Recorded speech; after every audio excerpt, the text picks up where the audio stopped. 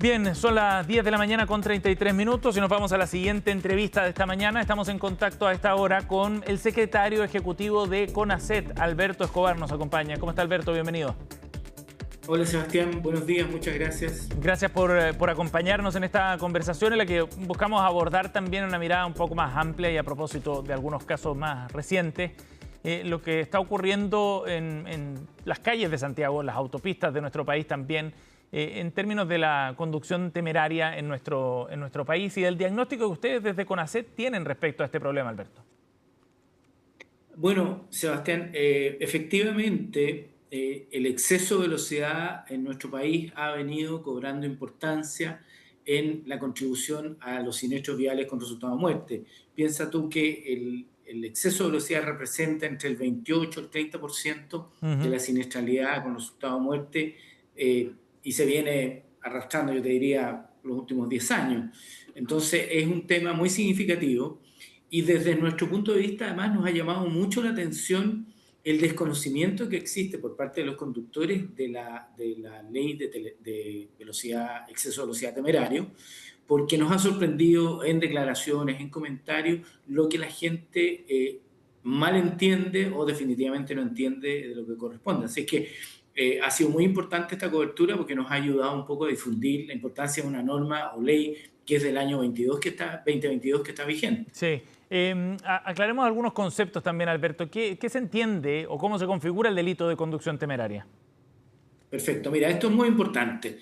En Chile tenemos una norma de tránsito, ¿no es cierto?, que indica lo que son las velocidades máximas. En la zona urbana, en general, es 50 kilómetros la velocidad máxima, en carretera el máximo es 120. Y cuando tú cometes una infracción de exceso de velocidad en carretera, te suspenden a 130, 140, eso es una falta a la ley de tránsito y por lo tanto tiene una determinada penalidad que es suspensión y una multa. En el caso que tú excedas en 60 kilómetros por hora la velocidad máxima, es decir, en carretera de 120 a 180, en ese momento se convierte en un delito, que ya es una cosa distinta, con una penalidad distinta, que puede terminar incluso con cárcel efectiva, y además pasas a la fiscalía, control de detención, etc. Es decir, se asocia, quiero ser muy cuidadoso al decirlo, pero es como si te hubieras robado algo, es decir, es mucho, mucho más grave. Alberto, y eso desde el punto de vista de los cambios que se registraron a la legislación anterior, ¿tú crees que fue correctamente difundido? ¿Sabes por qué te lo pregunto? Porque mucha gente se sorprendió con el último caso que involucraba a la conductora Ivette Vergara.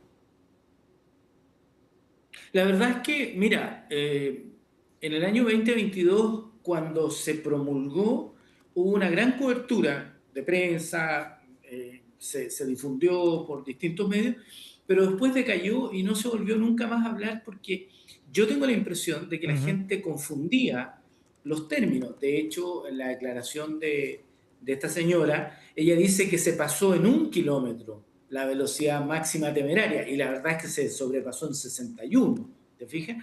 Ahí tú tienes la base de la que la gente no comprende. En algún momento en el 2022 la gente decía, volvimos a velocidad máxima en zona urbana 60 kilómetros. Es decir, hubo un problema de comprensión, pero recordemos, Sebastián, que la ley debe ser y se entiende sabida por todos los ciudadanos una vez que es publicada. Uno no puede argumentar que yo no sabía o no conocía esta legislación. Ahora, también hay otro aspecto que llama mucho la atención, Alberto, y que se ha discutido harto, que también puede causar sorpresa a propósito de lo que decíamos antes, ¿no? Del conocimiento que había sobre esta legislación, del riesgo de irse a la cárcel por el exceso de velocidad. Sí. Efectivamente, en el caso de la velocidad temeraria, existe la posibilidad de ir a la cárcel cuando tú en esta infracción, en este delito, pudieran resultar personas muertas o seriamente lesionadas. Y efectivamente ahí tú puedes tener penas de cárcel que pueden ir de 41 días a 60 días e incluso podría ser más aún, ¿te fijas? Entonces, también tenemos incluido suspensión de licencia y multas en dinero. Ujú. Y eso tiene que ver con el último cambio en la legislación que fue del año, perdón, 2020, ¿no? 2022 2022. es velocidad temeraria Ajá. y ya tiene un tiempo, ¿te fijas? Entonces ya debiera estar completamente internalizado. A ver, la suspensión de licencia puede ir desde 6 meses a 2 años la primera vez, si tú eres reincidente, o sea, te Ujú. sorprende por segunda vez, 5 años, 5 años. y la tercera vez te lo pueden cancelar la licencia, así como también se te puede expropiar el vehículo. Ajá. Entonces, es Expropiarlo. verdaderamente serio Sí. e importante que los conductores tomen conciencia de esto, porque en definitiva ese nivel de velocidad Ujú. reviste un tremendo peligro. Transitar a esas velocidades principalmente se produce una cosa que es la visión de túnel, Ujú. donde tú inmediatamente pierdes la visión periférica, que es clave para entender en todo momento en el sistema vial qué autos vienen por ambos lados, ¿te fijas? Ujú. Entonces, representa un grave peligro. Y por otro lado, la posibilidad de perder el control a esa velocidad es muy alto, Sí. y por cada kilómetro que tú excedes la velocidad máxima, es decir, de 50 a 51, lo que parece muy poco, aumenta en un 7% la probabilidad de tener un siniestro vial con resultado de muerte. Es decir, es exponencial el peligro que supone el exceso de velocidad. Por cada kilómetro adicional, kilómetros por hora digo, sube Así un siete es, por ciento el así riesgo. es. Es impresionante. Alberto, estamos conversando a esta hora con Alberto Escobar, el secretario ejecutivo de CONACET. Alberto, y en ese sentido la legislación chilena hoy día aparece como en el estándar a nivel internacional de los países desarrollados, por supuesto, o va más allá esta legislación.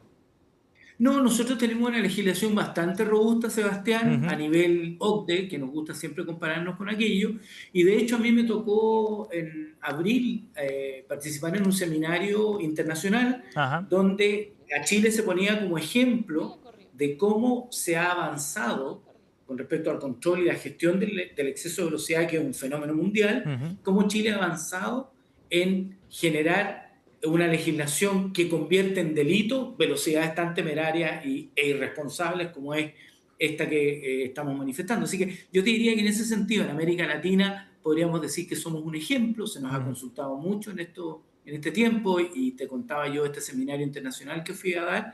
Por lo tanto, estamos bien, y dentro de la legislación internacional, efectivamente, nuestra legislación es muy robusta y comparable con la Unión Europea, Estados Unidos, los países escandinavos. Ujú.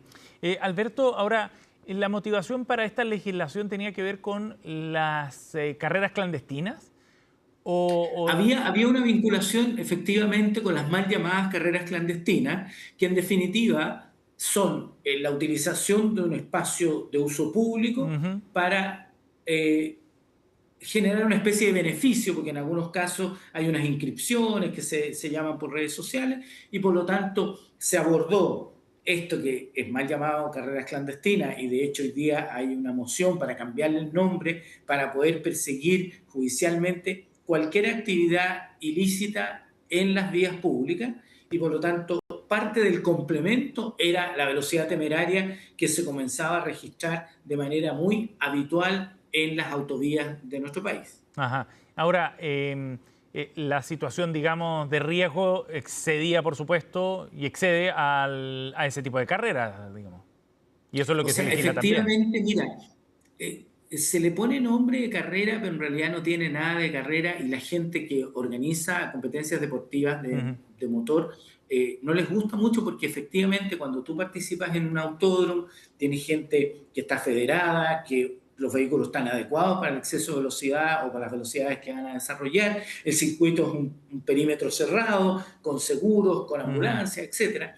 Y en alguna vez le hicimos una pregunta a muchos participantes de esto, si ellos estarían dispuestos a participar con sus automóviles de alta gama en un circuito donde hubieran las normas de seguridad y ellos pagaran un determinado valor para amortizar estos costos, y la verdad es que no lo querían hacer, porque en definitiva el transgredir, la Ujú. transgresión y la adrenalina, como dicen ellos mismos, es lo que les gusta de esto, de hacer algo que está prohibido, pero que además pone en manifiesto peligro al resto de los usuarios. Por Ya supuesto. podríamos citar montones de eventos donde incluso asistentes, el año pasado resultó incluso un lactante fallecido por ir a mirar estas demostraciones de distintas consideraciones con respecto al mundo motor, lo que llaman drifting, carreras o pique, etcétera. Estamos conversando con Alberto Escobar, el secretario ejecutivo de CONACET, aquí en CNN Chile Radio. Alberto, ha pasado 4 años entonces desde esa legislación de la que estábamos comentando. ¿Qué muestra la evidencia desde el punto de vista de los efectos que ha tenido? A ver, mira, nosotros de alguna manera, por decirlo, estamos muy conformes con lo que ha pasado ahora, con esta amplia difusión.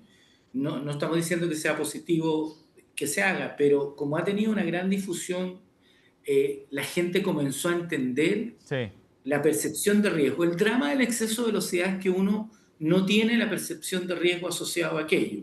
La posibilidad de tener una pérdida de control, la posibilidad de que los equipos de seguridad pasiva, como se denominan los equipos de un automóvil que te protegen ante un siniestro vial, disminuye su rendimiento, etc.